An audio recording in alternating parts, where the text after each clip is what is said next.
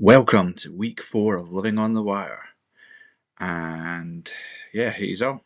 You just need to pick your players, stick with your players, and never change them. Because that took ages trying to get all those little snapshots off of that thing. So a bit of a lazy one today. Hopefully not too long. I'll fly through them as fast as I can. Apologies for the late video. Was at Comic Con yesterday. It was pretty awesome. But it meant I was pretty knackered by the time I get home, and then the rugby was on, and I had to drink beer and eat pizza. They're the rules. Anyway, enough rambling. Off we go. And our big bid boys, as usual, Jameson Williams coming back a little bit early after being suspended gambling. Personally, I'm not a fan of some of these rules they're putting in place. It wasn't like he was gambling on even American football. Probably was just taking a dump and playing around on some betting app for a bit of fun, and then he's got himself suspended and missed a chunk of the season, missed a chunk of last season from injury, so it's hard to know what you'll get with Jameson Williams. I had a wee punt myself at 33, was just a little bit too rich, and Robin snapped him up. Brian picking up the rookie out of the Cardinals, Michael Wilson. He's been looking good. He's been catching probably more of the ball than Drake London and Pitts. Bloody Pitts, wishing I hadn't picked him up. He's not been doing as well as I would have liked. 31 might be a little bit expensive, but Jakobi Meyers is not going to be doing a lot with Jimmy G out. And actually, that setup in Vegas just a bit shaky. You don't know what you're going to get week to week. So, yeah, why not take a punt on the rookie? So well done, Brian.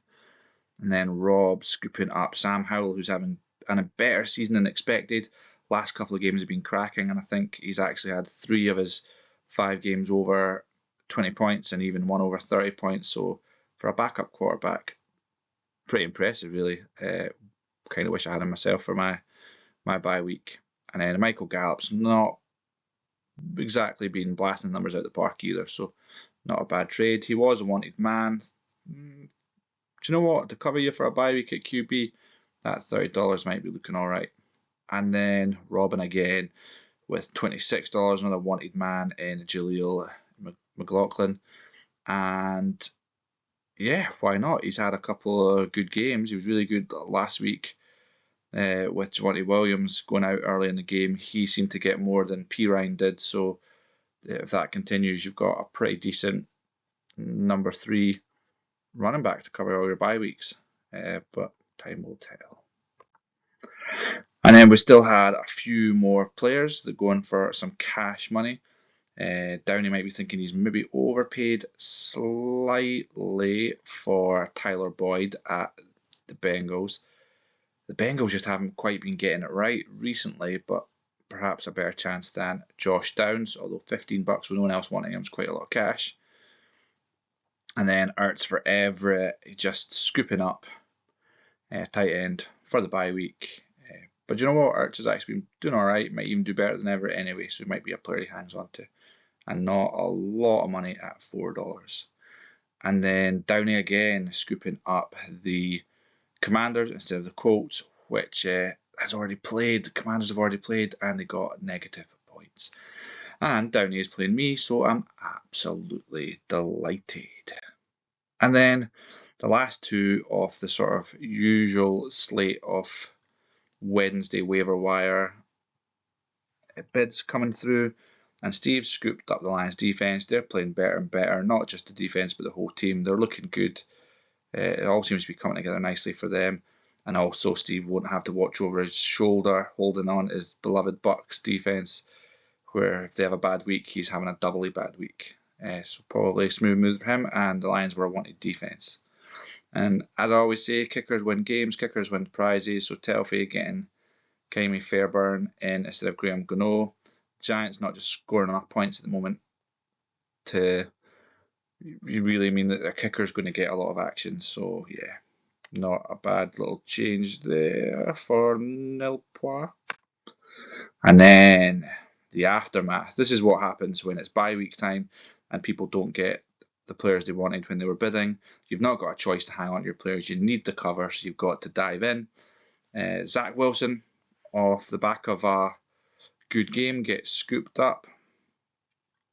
with Aidan O'Connell, who's still filling in at least for one more week in Vegas, but he didn't exactly do very well. Looked like a pretty poor rookie QB, to be honest, so no surprises there. Nick Folk, pretty reliable kicker, getting swapped out for Daniel Carlson. Carlson's a good, reliable kicker too, but the Raiders just not giving him enough extra points, enough points to kick, so yeah, good swap there. Greg's got one Dale Robinson. Personally, I don't know if I would trust a New York Giants wide receiver to be consistent, but every so often they just have one game where they just get enough points to make them worthwhile, and I think Jonathan Mingo's probably not been doing as much as he was projected to do at the Panthers as well. So not a bad wee swapperoo there for Greg, but I don't know if Wandale's going to be a game winner.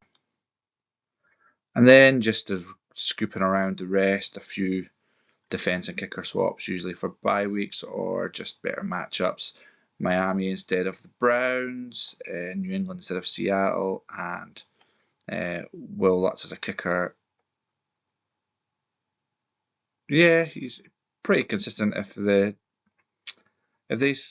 give him the opportunity to kick, he'll score points. But the one that was more interesting on this page was Jonnu Smith, who's actually been getting more of the ball than Kyle Pitts, more of the ball than Drake London at Atlanta. He seems to be just making much better connections.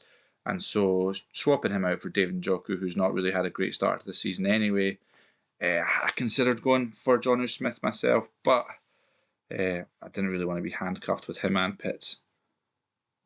So I did something else, as we'll see soon.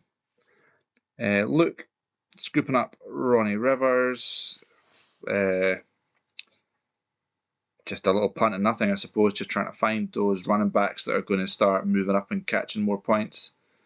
Time will tell on that one. Keith scooping up his beloved Denver Broncos defense and dropping the Jacksonville Jaguars.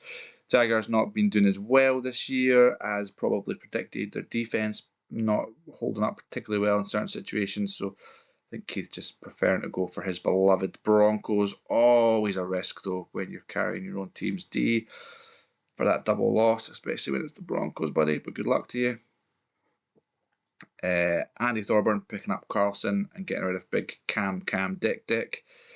Yeah, as I said, Carlson, great kicker. I've had him a couple of seasons. He's done me really well, but just a bit unpredictable there at Vegas at the moment. He's just not getting enough opportunity to score those regular points.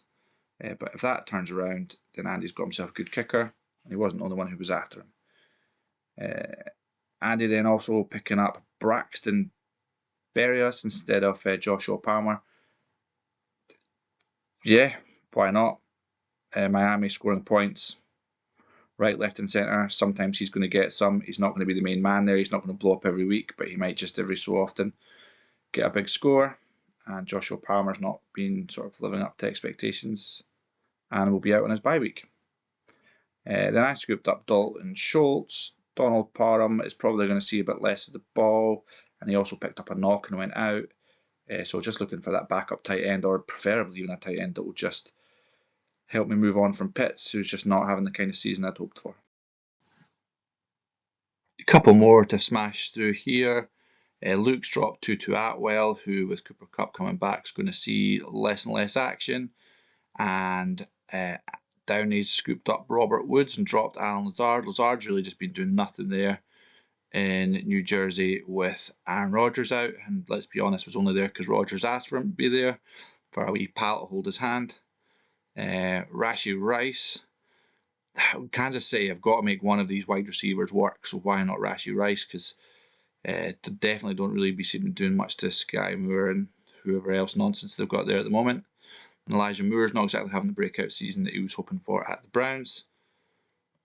And then Andrew Downey also picking up your backup quarterback in a wee trade with Mikey, CJ Stroud and Matthew Stafford swapping places, which I'm sure they'll be delighted about. Although to me, yeah, Stroud's having a great start to the season, but you've probably got a bit more reliability and consistency with Stafford, but it will depend on matchups and bye weeks with the quarterbacks.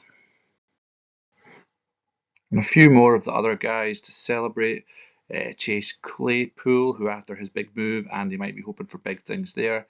And Hilaire's not exactly a match winner, is he? Let's be honest.